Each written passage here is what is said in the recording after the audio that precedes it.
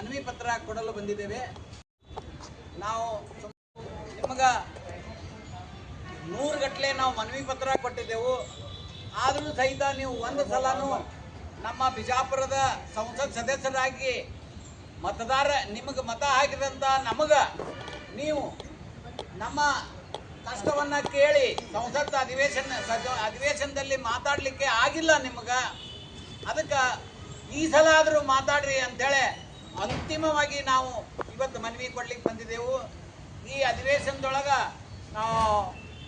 ನೀವು ನಮ್ಮ ಪರವಾಗಿ ಮಾತಾಡಬೇಕು, ಅಲ್ಲೇ ನಮ್ಮ ಪೆನ್ಷನ್ ಆಗುವಂಗ ಸರ್ಕಾರಕ್ಕೆ ಒತ್ತಾಯ ಮಾಡಬೇಕು ಅಂಥೇಳಿ ನಾವಿಲ್ಲಿ ಬಿಜಾಪುರದಲ್ಲಿ ಒತ್ತಾಯಿಸ್ಲಿಕ್ಕೆ ಬಂದಿದ್ದೆವು. ಇನ್ನೊಂದು ಇಡೀ ಕರ್ನಾಟಕದ ತುಂಬ ಎಲ್ಲ 31 ಜಿಲ್ಲೆಗಳಲ್ಲಿಯೂ ನಮ್ಮ ಕರ್ನಾಟಕದ ಕೆಲವೇ ಎಂಪಿಗಳು, ಅತಿ ಮುಖ್ಯವಾಗಿ ಹೇಳ್ಬೇಕಂದ್ರೆ ಸಾಗರ್ ಖಂಡ್ರೆ ಬೀದರ್ MP ಅವರು ಮಾತಾಡಿದ್ದಾರೆ. ಆಮೇಲೆ ಬಸವರಾಜ ಬೊಮ್ಮಾಯಿ ಅವರು ಮಾತಾಡಿದ್ದಾರೆ. ಆಮೇಲೆ ಶೋಭಾ ಕರಂದ್ಲಾಜೆ ಸೂರ್ಯ ಅವರು ಮಾತಾಡಿದ್ದಾರೆ. ತೇಜಸ್ವಿ ಸೂರ್ಯ ಅವರು ಮಾತಾಡಿದ್ದಾರೆ. ಹಿಂಗೆ ಕೆಲವೇ ಜನ ಮಾತಾಡಿದ್ದಾರೆ. ಉಳಿದವ್ರು ಯಾರು ಬಾಯಿ ತೆಗೆದಿಲ್ಲ. ಆದ್ರೆ ನಾವು ಕರ್ನಾಟಕದ ಮತದಾರರದೇವು, ನಿಮ್ಮ MP ಮತ ಹಾಕಿದವರದೇವು. ನಮ್ಮ ಸಲುವಾಗಿ ನೀವು ಅಲ್ಲಿ ಮಾತಾಡ್ಲಿಲ್ಲ ಅಂದ್ರೆ ನೀವು ಎದಕ್ಕೆ ನಮ್ಮ MP ಗಳಾಗಿರ್ಬೇಕು ಅನ್ನುವಂಥ ಪ್ರಶ್ನೆ ಹೇಳ್ತಾ ಇದ್ದ ನಮ್ಮ ಪಿಂಚಣಿದಾರರೆಲ್ಲ ಈ ರೀತಿ ಕೇಳ್ತಾ ಇದ್ದಾರೆ. ಈಗ ಅದರ ಸಲುವಾಗಿ ಈ ಸಲ ನೀವು ನಮ್ಮ ಪೆನ್ಷನ್ ಹೆಚ್ಚು ಮಾಡಲಿಕ್ಕೆ ಸರ್ಕಾರಕ್ಕೆ ಒತ್ತಾಯ ಮಾಡಲೇಬೇಕು ಸಂಸತ್ ಅಧಿವೇಶನದಲ್ಲಿ ಅಂತೇಳಿ ನಾವು ಅಂತಿಮವಾಗಿ ಮನವಿ ಪತ್ರ ಕೊಡ್ತಾ ಇದ್ದೇವೆ. ಇದನ್ನ ಯಾಕೆ ಅಂತಿಮ ಅಂತಿಮ ಅಂತಿಮ ಅಂತ ಹೇಳ್ತಾ ಇದ್ದೀನಿ ಅಂದ್ರೆ 10 ವರ್ಷ ಆಯಿತು ನಮ್ಮವರು ಹೋರಾಟ ಮಾಡ್ತಾ ನಾವು. ಆಮೇಲೆ ಬುಲ್ಡಾನಾದೊಳಗೆ 7 ವರ್ಷ ಆಗಿ ಸುಮಾರು 220 ದಿವಸ ಆಗಿ ಹೋಯ್ತು. ಸರತಿ ಉಪವಾಸ ಸತ್ಯಾಗ್ರಹ ಕೂತಿದ್ದಾರೆ. ಆದರೂ ಸರ್ಕಾರ ಈ ಕಡೆ ಗಮನ ಕೊಡ್ತಾ ಇಲ್ಲ. ಅದಕ್ಕೆ ನಮ್ಮ ರಾಷ್ಟ್ರೀಯ ಅಧ್ಯಕ್ಷರಾದ ಕಮಾಂಡರ್ ಅಶೋಕ್ ರಾವುತ್ ಅವರು 5ನೇ ತಾರೀಕಿಗೆ ದಿಲ್ಲಿನಲ್ಲಿ ಜಂತರ್ ಮಂತರ್ನಲ್ಲಿ ಉಗ್ರ ಹೋರಾಟಕ್ಕೆ ಕರೆ ಕೊಟ್ಟಿದ್ದಾರೆ. ಆ ಹೋರಾಟದಲ್ಲಿ ಅವ್ರು ಹೇಳಿದ್ದಾರೆ, ಇಷ್ಟಕ್ಕೂ ಸರ್ಕಾರ ನಮ್ಮ ಮಾತು ಕೇಳಲಿಲ್ಲ ಅಂದ್ರೆ ಇಡೀ ದೇಶದೊಳಗಿದ್ದಂಥ ಸ್ವತಂತ್ರ ಭಾರತದ ವೃದ್ಧರ ಏನು ಅದೇವು ನಾವು EPS 95 ಪಿಂಚಣಿದಾರರು ನಾವು ಈ ಭೂಮಿ ಮೇಲೆ ಇರ್ಲಿಕ್ಕೆ ಯೋಗ್ಯ ಇಲ್ಲ ಅಂತೇಳಿ ಸರ್ಕಾರ ತಿಳ್ಕೊಂಡದ ಅಂತೇಳಿ ನಾವು ಆತ್ಮ ಸಮರ್ಪಣೆಗೆ ತಯಾರಾಗಿದ್ದೆವು ಅಂತೇಳಿ ರಾವುತ್ ಅವರು ಕರೆ ಕೊಟ್ಟಿದ್ದಾರೆ. ಅದಕ್ಕೆ ನಾವು ಬಿಜಾಪುರದವ್ರು ಇವತ್ತು ಒಬ್ಬೊಬ್ಬರೇ ಇಲ್ಲಿ ಮುಂದೆ ಬಂದು ನಾವೆಲ್ಲರೂ ಹೇಳಿಕೆ ಕೊಡ್ತೇವೆ. ನಾವು ಕಮಾಂಡರ್ ಅಶೋಕ್ ರಾವುತ್ ಅವ್ರು ಏನು ಆತ್ಮ ಸಮರ್ಪಣೆಗೆ ಕರೆ ಕೊಟ್ಟಿದ್ದಾರಲ್ಲ ಅಥವಾ ಅವರು ಏನು ತಯಾರಾಗಿದ್ದಾರಲ್ಲ, ನೀವು ಅಷ್ಟೇ ಅಲ್ಲ, ನಾವು ನಿಮ್ಮ ಜೊತೆ ಅದೇವು. ಕಮಾಂಡರ್ ಅಶೋಕ್ ರಾವುತ್ ಜಿ, ಕಮಾಂಡರ್ ಅಶೋಕ್ ರಾವುತ್ ಜಿ, आप आगे बढ़ो, हम तुम्हारे साथ हैं. कमांडर अशोक राउत साहब, तुम आगे बढ़ो, हम तुम्हारे साथ हैं. ಇವತ್ತು ಅಲ್ಲಿ ತಲುಪ್ಯಾರ ಎಲ್ಲರೂ. ಆಮೇಲೆ ರಮಾಕಾಂತ್ ನರಗುಂದ್ ಅವರು ಇವತ್ತು ರಾತ್ರಿ ಎತ್ಕೊಂಡು ನಾಳೆ ಮುಂಜಾನೆ ಹೋಗ್ತಾ ಇದ್ದಾರೆ. ಅಲ್ಲಿ ಎಲ್ಲರೂ ಅಲ್ಲಿ ದಿಲ್ಲಿನಲ್ಲಿ ನಮ್ಮ ಪೆನ್ಷನ್ ಹೋರಾಟಕ್ಕೆ ಅಂತಿಮ ರೂಪ ಕೊಡಲಿಕ್ಕೆ ತಯಾರಾಗಿದ್ದಾರೆ. ಈಗ 5ನೇ ತಾರೀಕಿಗೆ ದಿಲ್ಲಿ ಜಂತರ್ ಮಂತರ್ ಒಳಗೆ ಉತ್ತರ ಭಾರತದವ್ರು ಅಷ್ಟೇ, ನಾವು ದಕ್ಷಿಣ ಭಾರತದವ್ರನ್ನ ಯಾರನ್ನೂ ಕರೆದಿಲ್ಲ. ಅವರು ಅಂದರೆ ದೂರ ಆಗ್ತದೆ ಬೇಡ ಅಂಥೇಳಿ. ಅದಕ್ಕೆ ಅವರೆಲ್ಲರೂ ಅಲ್ಲೇ ಧರಣಿ ಮಾಡ್ಲಿಕ್ಕೆ ತಯಾರಾಗಿದ್ದಾರೆ. ಉಗ್ರವಾಗಿ ಹೋರಾಟ ಮಾಡ್ತಾರೆ 5ನೇ ತಾರೀಕಿನ ದಿವಸ. ಆದರೆ ಸರ್ಕಾರ ನಿನ್ನೆ ಮಹಾರಾಷ್ಟ್ರದ 8 MPಗಳು ಮನ್ಸುಖ್ ಮಾಂಡವಿಯಾ ಅವರಿಗೆ ಗೆರಾವ್ ಹಾಕಿ ಸಂಸತ್ ಭವನದಲ್ಲಿ ಗೆರಾವ್ ಹಾಕಿ ಅವ್ರ ಜೊತೆ ಮಾತಾಡಿದ್ದಾರೆ. ಅವಾಗ ಅವ್ರು ಏನು ಹೇಳಿದಾರೆ, ಶೀಘ್ರದಲ್ಲೇ ಅವ್ರ ಕೆಲಸ ಆಗ್ತದೆ ಅಂತ ಹೇಳ್ಯಾರ. ಅವಾಗ ಶಾಹು ಮಹಾರಾಜ್ ಕೋಲ್ಹಾಪುರ MP ಅಂದ್ರೆ ಅವರು ಶಿವಾಜಿ ಮಹಾರಾಜರ ಮೊಮ್ಮಗ, ಅವರು ವಂಶಸ್ಥರವರು. ಅವರು ಅವ್ರಿಗೆ ಮನ್ಸುಖ್ ಮಾಂಡವಿಯಾ ಅವ್ರಿಗೆ ಹೇಳ್ಯಾರ, ನೀವು ಇದನ್ನು ಪದೇ ಪದೇ ಹಿಂಗೆ ಹೇಳಿ ಅವ್ರಿಗೆ ಮೋಸ ಮಾಡಾಕತ್ತೀರಿ, ದಿನ ದೂಡಾಕತ್ತೀರಿ, ನೀವು ಅಂತಿಮವಾಗಿ ಯಾವಾಗ ಮಾಡೋರು ಹೇಳ್ರಿ ಅಂತ ಹೇಳಿದಾಗ ಅತಿ ಶೀಘ್ರದಲ್ಲೇ ಘೋಷಣೆ ಮಾಡ್ತೇವೆ ಅಂತೇಳಿ ನಕ್ಕೊಂತ ಹೇಳಿದ್ರಂತ. ಅಂದ್ರೆ ನಾವು ಏನು ಗೆಸ್ ಮಾಡ್ಬೋದು, ಆಗಸ್ಟ್ 15 ಮಾಡ್ತಾರ ಅಂಥೇಳಿ. ಅದಕ್ಕೆ ನಾವೆಲ್ಲ ಆಶಾಭಾವನೆಯಿಂದಿರೋಣ. ಹೋರಾಟ ಬಹಳ ಬಲವಾಗಿ ನಡೆದದ. ನಾವೆಲ್ಲರೂ ಅವ್ರ ಕರೆಗೆ ಹೋಗೋಣ. ಎಲ್ಲರೂ ಅವ್ರೇನು ಮನವಿ ಕೊಡ ಅಂದಾರ ಕೊಟ್ಟೆವು. ಎಲ್ಲ ಇಡೀ ಕರ್ನಾಟಕದೊಳಗೆ 27 ಜಿಲ್ಲೆದೊಳಗೆ ಈ ಮನವಿ ಕೊಟ್ಟದ. 31 ಜಿಲ್ಲೆ ಒಳಗೆ 27 ಜಿಲ್ಲೆಗೆ ಈ ಎಲ್ಲ ಎಂ ಪಿಗಳಿಗೂ ಮನವಿ ಕೊಟ್ಟದ, ಒತ್ತಾಯ ಮಾಡ್ಯದ. ಖಂಡಿತವಾಗಿಯೂ ಈ ಸಲ ಸರ್ಕಾರಕ್ಕೆ ಒತ್ತಾಯ ಮಾಡಿ ನಮ್ಮ ಪೆನ್ಷನ್ ಆಗುವಂಗೆ ಮಾಡ್ತಾರೆ ಅಂತ ನಾವು ಅಂದ್ಕೊಂಡೆವು. ಹಿಂದಕ್ಕೆ EPFOದವ್ರಿಗೆ ಏನು ನಮಗೆ ಹೇಳಿಕೆ ಕೊಡ್ತಿದ್ರು ಅಂದ್ರೆ, ನಮ್ಮ ಕೆಲಸ ಮುಗ್ದದ, ನಾವು ಮಾಡಿಕೊಟ್ಟೆವು, 3,000 ರೂಪಾಯಿ ನಮ್ಮಿಂದ ಆಗ್ತದೆ, ನಾವು 3,000 ರೂಪಾಯಿ ಕೊಡ್ತೇವೆ ಹೆಚ್ಚುವರಿಯಾಗಿ ಪೆನ್ಷನ್ ಬಿಟ್ಟು ಅಂಥೇಳಿ ಮಾತು ಕೊಟ್ಟಿದ್ದರು. ಆ ಪ್ರಕಾರ ಆ 3,000ದ್ದು ಲೇಬರ್ ಮಿನಿಸ್ಟರ್ಗೂ ಹೋಯ್ತು. ಲೇಬರ್ ಮಿನಿಸ್ಟರು ಮತ್ತು ಹಣಕಾಸು ಮಂತ್ರಿ ಇಬ್ಬರು ಸೇರಿ ಅದು 7,500 ಪ್ಲಸ್ DA ಮಾಡಬೇಕಾಗಿತ್ತು. ಅದು ಏನು ಮಾಡಿದಾರ ಮಾಹಿತಿ ಬಂದಿಲ್ಲ. ನಮಗೆ ಗೊತ್ತಾದ ಮಾಹಿತಿ ಬಂದ ಪ್ರಕಾರ ಹಣಕಾಸು ಇಲಾಖೆಯಿಂದನೂ ಸಹಿ ಆಗಿ ಹೋಗ್ಯದ ಅಂಥೇಳಿ, ಅಂದ್ರೆ ಮೋದಿಯವ್ರ ಕಡೆ ಅದು ಪ್ರಸ್ತಾವ ಅಂಥೇಳಿ ಡಿಕ್ಲೇರ್ ಮಾಡೋದು ಅಷ್ಟೇ ಬಾಕಿ ಅದ ಅಂಥೇಳಿನೂ ಹೇಳ್ತಾರೆ. ಇವತ್ತಿನ ದಿವಸ ನೋಡ್ರಿ ನಾವೆಲ್ಲ ಸಂಶಯ ಪಡ್ಬೋದು, ಯಾಕಾಗಿಲ್ಲ ನಮ್ಮ ಪೆನ್ಷನ್ ಅಂತ. ಈಗ ನೋಟಿಸ್ ಬೋರ್ಡಿಗೆ ಹಚ್ಚಾರಲ್ಲಿ 10ನೇ ತಾರೀಕಿಂತನ ಸಾಫ್ಟ್ವೇರ್ ಅಪ್ಗ್ರೇಡ್ ಆಗೋ ಕಾರಣಕ್ಕಾಗಿ ನಾವು ಯಾವುದೇ ಪೆನ್ಷನ್ ಹಾಕಿಲ್ಲ, 10ನೇ ತಾರೀಕು ನಂತರ ಹಾಕ್ತೇವೆ ಅಂತೇಳಿ ನೋಟಿಸ್ ಬೋರ್ಡಿಗೆ ಹಚ್ಚಿದ್ದಾರೆ. ಈಗ ನಾವು ಆಶಾ ಪಟ್ಕೊಂಡು ಕೂತೇವು, ನಾವೇನು ಅದಕ್ಕೆ ನಾವು ಇದು ಅನ್ಬೋದು ಅಂತಂದ್ರೆ, ಇಲ್ಲ 3,000 ಏನು ಮಾಡ್ಯಾರ ಅದನ್ನು ಈ ತಿಂಗಳ ಪಗಾರದೊಳಗೆ ಪೆನ್ಷನ್ ಒಳಗೆ ಹಾಕಬಹುದು ಅಂತ ನಾವು ಆಸೆ ಪಡೋನು. ಅದಕ್ಕೆ 10ನೇ ತಾರೀಕಿಂತನ ಏನಾಗ್ತದ ಆಗಲಿ, ನಾವೆಲ್ಲರಿಗೂ ನೀವು ತಿಳ್ಕೊರಿ, 10ನೇ ತಾರೀಕಿಂತನ ಪೆನ್ಷನ್ ಬೀಳಲಿಕ್ಕಿಲ್ಲ ನಿಮ್ಮೆಲ್ಲರದೂ.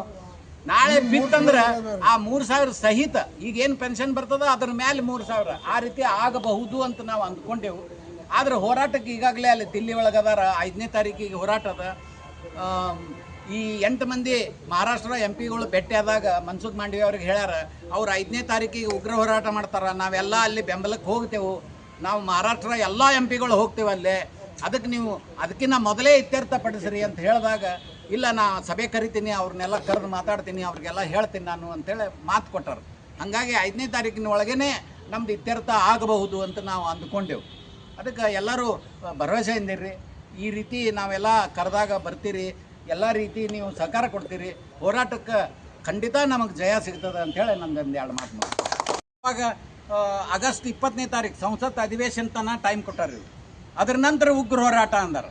ಅದ್ರ ನಂತರ ಉಗ್ರ ಹೋರಾಟ ಅಂತಂದ್ರೆ ಏನಂತಂದ್ರೆ, ಅಂತಿಮವಾಗಿ ನಾವು ಆತ್ಮಸಮರ್ಪಣೆ ಮಾಡ್ಕೋತೀವಿ. ಯಾಕಂದ್ರೆ ಈ ಭೂಮಿ ಮೇಲೆ ಇರ್ಲಿಕ್ಕೆ ನಮಗೆ ಯೋಗ್ಯತೆಯೇ ಇಲ್ಲ. 1,000 ರೂಪಾಯಿ ಒಳಗೆ ನಾವು ಏನು ಜೀವನ ಮಾಡೋನು? ನಮಗೆ ನಾಲಾಯಕರು ಅಂಥೇಳಿ ನೀವು ಇದು ಮಾಡಕತ್ತೀರಿ, ನೀವು ಹೊಟ್ಟೆ ಗಮನ ಕೊಡಾಕತ್ತಿಲ್ಲ. ಅದಕ್ಕೆ ನಾವು ಆತ್ಮಸಮರ್ಪಣೆ ಮಾಡಲಿಕ್ಕೂ ತಯಾರಿದೆವು ಅಂತ. ಆತ್ಮಸಮರ್ಪಣೆ ಅಂದ್ರೆ ಏನು ಅಂತಂದ್ರೆ, ನಾವು ಇಚ್ಛಾ ಮರಣಕ್ಕೆ ಅರ್ಜಿ ಹಾಕೋದು, ರಾಷ್ಟ್ರಪತಿ ಎಲ್ಲರೂ ಇಚ್ಛಾ ಮರಣಕ್ಕೆ ಅರ್ಜಿ ಹಾಕೋದು, ಅದಕ್ಕೆ ಆತ್ಮಸಮರ್ಪಣೆ ಅಂತಾರೆ. ಆತ್ಮಸಮರ್ಪಣೆ ಅಂದ ಕೂಡಲೇ ಪೆಟ್ರೋಲ್ ಹೋಗ್ಕೊಳ್ಳೋದು ಅಥವಾ ನೇನು ಹಾಕೊಳ್ಳೋದು ಅಲ್ಲ, ಯಾರು ತಪ್ಪು ತಿಳ್ಕೊಬೇಡ್ರಿ. ಅವ್ರು ಅದು ಏನಾರೇ ಆಗಲಿ ನಾವು ಅದಕ್ಕೆ ತಯಾರಾಗ್ತೇವೆ. ನೆಕ್ಸ್ಟ್ ಇಶ್ಯೂ ಅದು. ಅದ್ರ ಸಲುವಾಗಿ ನಾವು ಯಾರ್ಯಾರು ಆತ್ಮಸಮರ್ಪಣೆಗೆ ತಯಾರದೇವಲ್ಲ ತಮ್ಮ ಹೆಸರು ಹೇಳಬೇಕು. ಆಮೇಲೆ ಕಮಾಂಡರ್ ಅಶೋಕ್ ರಾವತ್ ಅವ್ರಿಗೆ ಅವ್ರು ತೆಗೆದುಕೊಂಡಂಥ ನಿರ್ಧಾರಕ್ಕೆ ನಾವು ಆತ್ಮಸಮರ್ಪಣೆ ಕೊಡ್ಲಿಕ್ಕೆ ಬದ್ರದೇವು ಅಂತ. ಇವತ್ತಿನ ದಿವಸ ನಾವು ಪದೇ ಇದನ್ನೇ ಕೆಲಸ ಮಾಡ್ತೀವಿ. ಸಂಸದರಿಗೆ ಮನವಿ ಪತ್ರ ಕೊಡೋದೇ ಆಗ್ತದೆ. ಅವರು ಅಲ್ಲಿ ಹೋಗಿ ನಮ್ಮ ಬಗ್ಗೆ ಕಡೆಯಿಂದ ಮಾತಾಡೋಂಗಿಲ್ಲ.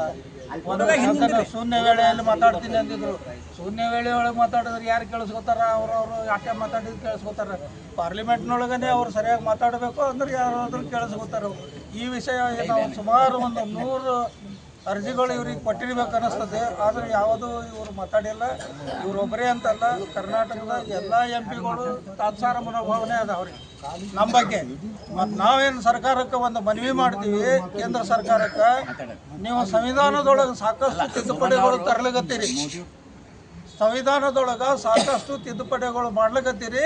ಅದೇ ರೀತಿ ನೀವು MP MLA ಮಿನಿಸ್ಟ್ರುಗಳಿಗೆ ಏನು ಪೆನ್ಷನ್ಗಳು ಕೊಟ್ಟೋತೀರಿ, 1 ರ್ಯಾಂಕಿಗೆ 1 ಪೆನ್ಷನ್, 1 ರ್ಯಾಂಕಿಗೆ 1 ಪೆನ್ಷನ್, 1 ರ್ಯಾಂಕಿಗೆ 1 ಪೆನ್ಷನ್, ಹಿಂಗೆ 4-5 ಪೆನ್ಷನ್ ತೊಗೋತೀರಿ ನೀವು. MLA ಆದರೂ 1, MP ಆದರೂ 1, ಮಿನಿಸ್ಟರ್ ಆದರೂ 1, ಹಿಂಗೆ ನೀವು 4-5 ಪೆನ್ಷನ್ಗಳು ತೊಗೋತೀರಿ. ಕನಿಷ್ಠ ಏನೆಲ್ಲ 4-5 ಲಕ್ಷ ರೂಪಾಯಿ ಬರೀ ಪೆನ್ಷನ್ ತೊಗೋತೀರಿ. ನಿಮ್ದು 1 ನಯ ಪೈಸಾ ಕಾಂಟ್ರಿಬ್ಯೂಷನ್ ಇಲ್ಲ. ಈ ತಿದ್ದುಪಡಿ ಅನ್ನ ಸಂವಿಧಾನ ತಿದ್ದುಪಡಿ ನೀವು ಯಾಕೆ ಮಾಡ್ಕೊಂಬಂಗಿಲ್ಲ? ಇದನ್ನ ನಾವು ಪ್ರಶ್ನೆ ಮಾಡಬೇಕಾಗುತ್ತೆ ಜನ. ಇದನ್ನ ಇದೇ ನಮ್ಮ ಇವರು ಜಿಗಜಿನಿ ಸಾಹೇಬ್ರೇ ಹೇಳಿದ್ರು, ನನಗೆ 7 ಲಕ್ಷ ರೂಪಾಯಿ ಪೆನ್ಷನ್ ಬರ್ತದ ಅಂತ ಹೇಳಿದ್ರು ಹಿಂದೊಮ್ಮೆ. ಇದನ್ನ ಇಷ್ಟು ನೀವು ತಗೊಂಬಂದು ನಿಮ್ದು 1 ಪೈಸಾ ಕಾಂಟ್ರಿಬ್ಯೂಷನ್ ಇಲ್ಲದೆ ತಗೋತೀರಿ ನೀವು. ಅದೆಲ್ಲ ನಮಗೆ ಹಾಕಿಲ್ಲ. ಮತ್ತು ಬಾಕಿ ಎಲ್ಲ ಸುವಿಧಾ ನಿಮಗೆ ಸಿಗ್ತಾವೆ. ನಮಗೇನದ ಸುವಿಧಾ ಹೇಳ್ರಿ? ನಮಗೆ ಹಿರಿಯ ನಾಗರಿಕರಿಗೆ ಏನು ಸಿಗಬೇಕು ಅದೇನಾರೇ ನೀವು ಕೊಡ್ಲಿಕತ್ತೀರ? ಇಲ್ಲ. ಅದಕ್ಕೆ ನಾವು ಸರ್ಕಾರಕ್ಕೆ ಕಳಕಳಿಯಿಂದ ಕೇಳ್ಕೊತೀವಿ, ನೀವು ನಮ್ಮ ಪೆನ್ಷನ್ನ ಹೆಚ್ಚು ಮಾಡೋಕೆ ನಿಮಗೆ ಮನಸ್ಸು ಇಲ್ಲ, ಇಚ್ಛಾಶಕ್ತಿ ಇಲ್ಲ ಅಂದ್ರೆ ನೀವು ಬಿಟ್ಬಿಡ್ರಿ. ನಮ್ದೇನು ಆತ್ಮಸಮರ್ಪಣೆ ಮಾಡ್ಕೊಳ್ಳುವಂಥ ಕಾರ್ಯಕ್ರಮ ನಾವು ಮಾಡ್ತೀವಿ. ದೇಶದೊಳಗೆ ನೀವು ಯಾವ ಹಿರಿಯ ನಾಗರಿಕರೇ ಬೇಡ ಅನ್ನಂಗಿತ್ತು ಅಂದ್ರೆ ತೆಗೆದು ಬಿಡ್ರಿ ಎಲ್ಲರೂ ನಾವು ಹೇಳ್ತೀವಿ ನಾವು. ಆದ್ರೆ ನೀವು ಈ ಎಲ್ಲ ತಿದ್ದುಪಡಿ ಮಾಡ್ದಂಗೆ ಇದನ್ನೂ ಒಂದು ತಿದ್ದುಪಡಿ ಮಾಡಬೇಕು. ಇದೇ ಮೋದಿಯವರೇ ಹೇಳಿದರು, 1 ರ್ಯಾಂಕ್ 1 ಪೆನ್ಷನ್ 1 ನೇಷನ್ 1 ಪೆನ್ಷನ್ ಅಂತೇಳಿ. ನೀವು ಒಂದೇ ಯಾಕೆ ಮಾಡೋಂಗಿಲ್ಲ ಈ ಪ್ರಶ್ನೆ ನಾವು ಕೇಳ್ತೀವಿ. ಅದಕ್ಕೆ ಸರ್ಕಾರ ಬರೀ ಮಂತ್ರಿ ಏನು ಹೇಳ್ತಾರೋ ನಿಮ್ಮ ಕೆಲಸ ಆಗ್ಲಿಕತ್ತದ ಅಂತೇಳಿ ಮೂಗಿಗೆ ತುಪ್ಪ ಹಚ್ಚಿ ನಿಮಗೆ ನೆಕ್ಕಕ್ಕೂ ಬಂದಿರಬಾರ್ದು, ಮಾಡ್ಕೊಳಕ್ಕೂ ಬಂದಿರಬಾರ್ದು, ಆ ರೀತಿ ಕೆಲಸ ಮಾಡ್ಲಿಕತ್ತಾರ. ಇದು ನಮಗೆ ಇಚ್ಛೆ ಇಲ್ಲ. ನೀವು ಏನು ಅದನ್ನು ಖಂಡನೆ ಮಾಡ್ತೀವಿ. ಈ ರೀತಿ ನೀವು ಹೇಳೋದು ಮಾಡೋದು ಅಂದ್ರೆ 10 ವರ್ಷ ಬೇಕಾ ನಿಮಗೆ ಒಂದು ಸಮಸ್ಯೆನ ಬಗೆಹರಿಸಕ್ಕಂದ್ರೆ ಇದೇ ಅಂತ ಸರ್ಕಾರ ನಿಮ್ಮದು. ನಾವು ಇವತ್ತು ಪ್ರಶ್ನೆ ಮಾಡಬೇಕಾಗತ್ತ ನಿಮಗೆ. ನಿಮ್ಮನ್ನೆಲ್ಲ ಕೂಡಿಸಿದವ್ರು ಯಾರು? ನಾವು ಮತ ಹಾಕಿದ್ರು, ಕೂಡಿಸಿದೆವು. ನೀವು ಕುಂದಿರಿ ಅಲ್ಲಿ ಹೋಗಿ. ನೀವು ನಮ್ಮ ಬಗ್ಗೆ ಕಳಕಳಿ ತೋರ್ಸಂಗಿಲ್ಲ ಅಂದ್ರೆ ಮತ್ತು ನೀವೆಲ್ಲಕ್ಕೆ ಮಾಡ್ತೀರಿ ಸರ್ಕಾರಗಳು ಇಂಥವು. ನಾವು ವಿರೋಧ ಮಾಡ್ತೀವಿ ಇದಕ್ಕೆ. ನಾವು ಈ ಹಿಂದೆ ಜಯಾ ಬಚ್ಚನ್ ಅವರು ಪಾರ್ಲಿಮೆಂಟ್ನೊಳಗೆ ಹೇಳಿದರು, ಹಿರಿಯ ನಾಗರಿಕರಿಗೆ ಯಾವ ಸೌಲಭ್ಯ ಸಿಗಂಗಿಲ್ಲ, ಒಂದು ಲೈಸೆನ್ಸ್ ಸಿಗಂಗಿಲ್ಲ, ಒಂದು ಇದು ಸಿಗಂಗಿಲ್ಲ, ಅವ್ರಿಗೆ ಯಾವುದೋ ಥರದ್ದು ಸೌಲಭ್ಯಗಳು ಇಲ್ಲ. ಮತ್ತು ಅಂಥವ್ರನ್ನ ಯಾಕೆ ಇಟ್ಟಿರಿ, ನಿಂದಿರಿಸಿ ಗೋಲಿ ಹೊಡೀರಿ ಅಂತ ಹೇಳಿದರು ಅವರು. ಅವ್ರನ್ನೆಲ್ಲ ಹಿರಿಯ ನಾಗರಿಕರು ನಿಂದಿರಿಸಿ ಗೋಲಿ ಹಾಕ್ರಿ ಅಂದಿರು. ಇದು ಯಾಕೆ ಹೇಳಿದ್ರು ಅಂದ್ರೆ ಅವ್ರು ಒಳಗಿನ ಮನದಾಳ ಹೊರಗೆ ಹಾಕಿದ್ರು. ಅವರು ಅವ್ರಿಗೆ ಏನು ಸವಲತ್ತು ಸಿಗಬೇಕು ನೀವು ಕೊಡಬೇಕು ಅನ್ನೋದು ಒಂದು ಅವ್ರದ್ದು ಕಳಕಳಿಯಿಂದ ಹೇಳಿದ್ರು ಈ ಮಾತು. ಅದಕ್ಕೆ ನಾವು ಅಷ್ಟೇ ಹೇಳ್ತೇವೆ. ನಾವು ಎಲ್ಲರೂ ಅಶೋಕ್ ರಾವತ್ ಅವರಿಗೆ ಬೆಂಬಲ ಸೂಚಿಸೋದ. ಅವ್ರು ಏನು ಆತ್ಮಸಮರ್ಪಣೆ ಮಾಡ್ಕೋತೀವಿ ಅಂತ ಏನು ಅಂತಿಮ ಹೋರಾಟದ ಇದು ಕೊಟ್ಟರು ಕಲ್ಕತ್ತಾದೊಳಗಿದು, ನಾವು ಅದಕ್ಕೆ ತಯಾರಿದ್ದೆವು. ನಾವು ಎಲ್ಲರೂ ಆತ್ಮಸಮರ್ಪಣೆ ಮಾಡ್ಕೋತಿದ್ದೆವು. ರಾಷ್ಟ್ರಪತಿಯವ್ರಿಗೆ ಮನೆಯನ್ನು ನಾವು ಕೊಡೋಕೆ ತಯಾರಿದ್ದೆವು. ಅದಕ್ಕೆ ತಾವೆಲ್ಲರೂ ಸಹಕಾರ ನೀಡಬೇಕು ಅಂತೇಳಿ ಅಂತಿಮ ಹೋರಾಟ ಅಂಥೇಳಿ ನಮ್ಮ ಕಮಾಂಡರ್ ಅಶೋಕ್ ರಾವತ್ ಅವರು ಏನು ಆತ್ಮಸಮರ್ಪಣೆ ಅನ್ನುವಂಥ ನಿರ್ಧಾರಕ್ಕೆ ಬರ್ತಾ ಇದ್ದಾರೆ. ಆ ನಿರ್ಧಾರಕ್ಕೆ ನಾನು ಬದ್ಧನಾಗಿದ್ದೇನೆ. ನಾನು ವೈಯಕ್ತಿಕವಾಗಿ ನಾನು ತಯಾರಿದ್ದೇನೆ ಅಂತ ಹೇಳ್ತೀನಿ. ಈ ಸರ್ಕಾರಕ್ಕೆ ನಾವು ವೃದ್ಧರು ಬೇಕಾಗಿಲ್ಲ, ವೃದ್ಧರ ಸವಲತ್ತುಗಳನ್ನು ಕೊಡಲಿಕ್ಕೆ ತಯಾರಿಲ್ಲ ಸರ್ಕಾರ. ವೃದ್ಧರು ಈ ಭೂಮಿ ಮೇಲೆ ಇರಲಿಕ್ಕೆ ಯೋಗ್ಯರಿಲ್ಲ ಅಂಥೇಳಿ ನಾವೆಲ್ಲ ಆತ್ಮಸಮರ್ಪಣೆಗೆ ತಯಾರಾಗ್ತಾ ಇದ್ದೆವು. ಅತಿ ಶೀಘ್ರದಲ್ಲೇ ನಾವು ರಾಷ್ಟ್ರಪತಿಗೆ ಇಚ್ಛಾಮರಣಕ್ಕೆ ಅರ್ಜಿ ಕೊಡ್ತೀವಿ. ನನ್ನ ಹೆಸರು ವೀರಕುಮಾರ್ ಗಡಾದ. ನಾನು ರಾಜ್ಯ NAC ಕಾರ್ಯಾಧ್ಯಕ್ಷ. ನಮ್ಮ ರಾಷ್ಟ್ರೀಯ ಸಂಘರ್ಷ ಸಮಿತಿಯ ಅಧ್ಯಕ್ಷರಾದಂಥ ಕಮಾಂಡರ್ ಅಶೋಕ್ ರಾವತ್ ಅವರು ಕರೆ ಕೊಟ್ಟಂತಹ ನಮ್ಮ ಪಿಂಚಣಿ ಹೋರಾಟ 10 ವರ್ಷ ಕಳೆದರೂ ಯಾವುದೇ ಸ್ಪಂದನೆ ಸರ್ಕಾರದಿಂದ ಇಲ್ಲ. ಅಂತಿಮವಾಗಿ ನಾವು ಆತ್ಮಸಮರ್ಪಣೆ ಮಾಡ್ಕೊತೀವಿ ಅನ್ನೋಂಥ ಹೇಳಿಕೆ ಕೊಟ್ಟಿದ್ದಕ್ಕೆ ನಾವು ಅದಕ್ಕೆ ಸಮರ್ಥನೆ ಕೊಡ್ತೀವಿ. ನಾವು ಆತ್ಮಸಮರ್ಪಣೆ ಮಾಡ್ಕೊಳ್ಳೋಕ್ಕೆ ನಾವು ತಯಾರಾಗಿದ್ದೀವಿ. ಅದಕ್ಕೆ ನಾವೆಲ್ಲ ಪಿಂಚಣಿದಾರರು ಹೊಸ ಮಂದಿ ಆತ್ಮಸಮರ್ಪಣೆಗೆ ತಯಾರಿದ್ದೆವು ಅಂತ ನಾವು ಹೇಳ್ತೀವಿ. ನಾನು ಶಾಂತಿನಾಥ್ ಪಾಟೀಲ್, ರಾಷ್ಟ್ರೀಯ ಸಂಘರ್ಷ ಸಮಿತಿಯ ಗೌರವ ಉಪಾಧ್ಯಕ್ಷ. ನಾನು ಸುರೇಶ್ ಔಟಿ ಅಂತ. ನಮ್ಮ ಅಶೋಕ್ ರಾವತ್ ಅವರು ಏನು ತೀರ್ಮಾನ ತಗೋತಾರೆ ದೇಶಾದ್ಯಂತ ಅದಕ್ಕೆ ನಾನು ಬದ್ಧನಾಗಿದ್ದೇನೆ. ರಾಷ್ಟ್ರಪತಿಗಳಿಗೆ ಇಚ್ಛಾಮರಣ ಶಕ್ತಿ ಎಲ್ಲರೂ ಬರೆದು ಕೊಡಲಿಕ್ಕೆ ಸಿದ್ಧರಾಗಿದ್ದೆವು. ಭಾರತ ಸರ್ಕಾರದವರು ಅಮೇರಿಕದ ಎಲ್ಲ ವ್ಯವಸ್ಥೆಗಳನ್ನು ಅಳವಡಿಸಿಕೊಂಡಾಗ ನಮ್ಮ ದೇಶದಾಗ ಹಿರಿಯ ನಾಗರಿಕರ ವ್ಯವಸ್ಥೆಗಳಿಗೆ ಯಾಕೆ ಅಮೇರಿಕದ ವ್ಯವಸ್ಥೆ ಅಳವಡಿಸ್ಕೊಳ್ಬಾರ್ದು? ಇದನ್ನು ನಾನು ಸ್ಪಷ್ಟವಾಗಿ ಅವ್ರಿಗೆ ಖಂಡಿಸ್ತೀನಿ. ಏನಂದ್ರೆ ಎಲ್ಲ ವ್ಯವಸ್ಥೆ ಅಮೇರಿಕದದು, ಶಿಕ್ಷಣ ಪದ್ಧತಿ ಬೇಕು, ಮದ್ದುಗುಂಡು ಬೇಕು, ದವಾಖಾನಿ ವ್ಯವಸ್ಥೆ ಬೇಕು. ಹಿರಿಯ ನಾಗರಿಕರಿಗೆ ಅಮೇರಿಕದಾಗ ಕೊಡ್ತಕ್ಕಂಥ ವ್ಯವಸ್ಥೆ ಯಾಕೆ ಬೇಕು ಕೊಡಬಾರ್ದು ಕರ್ನಾಟಕದಾಗ, ಭಾರತ ತುಂಬ? ಇದು ನನ್ನ ಖಂಡನೀಯ. ಸುರೇಶ್ ಔಟಿ ಅಂತ. ಕಲ್ಕತ್ತಾ ಕಾರ್ಯಕಾರಿ ಸಮಿತಿ ಸಭೆಯಲ್ಲಿ ನಮ್ಮ ರಾಷ್ಟ್ರೀಯ ಅಧ್ಯಕ್ಷರಾದ ಕಮಾಂಡರ್ ಅಶೋಕ್ ರಾವತ್ ಅವರು ಕಲ್ಕತ್ತಾದ ಕಾರ್ಯಕಾರಿ ಸಮಿತಿ ಸಭೆಯಲ್ಲಿ ನಿರ್ಧಾರ ತೆಗೆದುಕೊಂಡಂತೆ ನಾವೆಲ್ಲ ಈ ಸರ್ಕಾರ ನಮ್ಮ ಬೇಡಿಕೆಯನ್ನು ಈಡೇರಿಸದಿದ್ದರೆ ಅಂತಿಮವಾಗಿ ಈ ಭೂಮಿಯ ಮೇಲೆ ವೃದ್ಧರು ಬದುಕಲು ಅವಕಾಶ ಕೊಡುತ್ತಿಲ್ಲ ಸರ್ಕಾರ ಅಂತ ಹೇಳಿ ನಾವೆಲ್ಲ ಇಡೀ ದೇಶದಲ್ಲಿ ಆತ್ಮಸಮರ್ಪಣೆ ಮಾಡಲು ಸ್ವ ಇಚ್ಛೆಯಿಂದ ನಾವೆಲ್ಲ ತಯಾರಾಗಿದ್ದೇವೆ. कमांडर अशोक राउत आप आगे बढ़ो. कमांडर अशोक राउत आप आगे बढ़ो. कमांडर अशोक राउत आप आगे बढ़ो. कमांडर अशोक राउत आप आगे बढ़ो. रमाकांत नरगुंद जी आप आगे बढ़ो. रमाकांत नरगुंद जी आप आगे बढ़ो. रमाकांत नरगुंद जी आप आगे बढ़ो. ಎನ್ಎಸಿಗೆ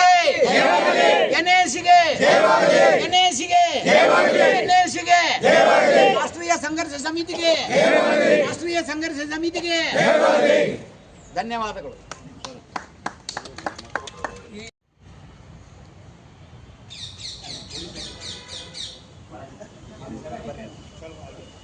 ಆಮೇಲೆ ಏನಾಗ್ಯದ ಅಂತಂದ್ರೆ ಹೇಳ್ತೀನಿ, ಒಂದು ಇನ್ನು ಯಾರು ಹೇಳ್ಬೇಡ್ರಿ, ಎಲ್ಲ ಇಲ್ಲೇ ಒಬ್ಬೊಬ್ರೇ ಮಾತಾಡಕತ್ರಿ. ಯಾರು ಮಾತಾಡ್ಲಿಕ್ಕೆ ಅವಕಾಶ ಕೊಡ್ತೀನಿ ಅವ್ರವ್ರು ಮಾತಾಡಕತ್ರಿ. ವಿಡಿಯೋ ಮಾಡ್ತಾರ, ಅದು ವಿಡಿಯೋ ಸರ್ ಸ್ವಲ್ಪ ಈ ಕಡೆ ತಳಬೇಡ್ರಿ ಬೇರೆ ಅಲ್ಲಿ ಲೆವೆಲ್ ಇಡ್ರಿ. ಇನ್ನೂ ಸ್ವಲ್ಪ ತಳಬೇಡ್ರಿ, ಇನ್ನೂ ಸ್ವಲ್ಪ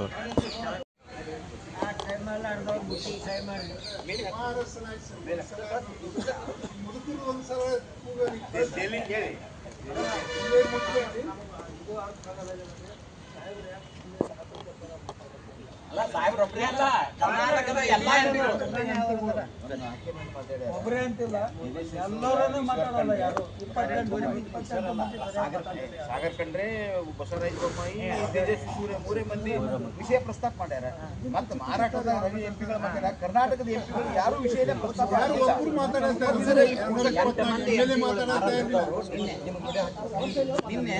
ಬ್ಯಾಸ ಮಾಡ್ಕೋತಾರ್ರಿ. ಎಷ್ಟು ಕಷ್ಟಪಟ್ಟು ಗೊತ್ತೇನ್ರಿ ನಾವು, ಎಷ್ಟು ಕಷ್ಟಪಟ್ಟು ಇಲೆಕ್ಷನ್ ಅಧಿವೇಶನ ಮುಗಿದ್ರೊಳಗೆ ಅವ್ರಿಗೆ ನಾವೇನು ಇಲೆಕ್ಷನ್ ಊಟ ಆಗ್ಲಂಗ್ ಮಾತಾಡಕತ್ತೀವಿ.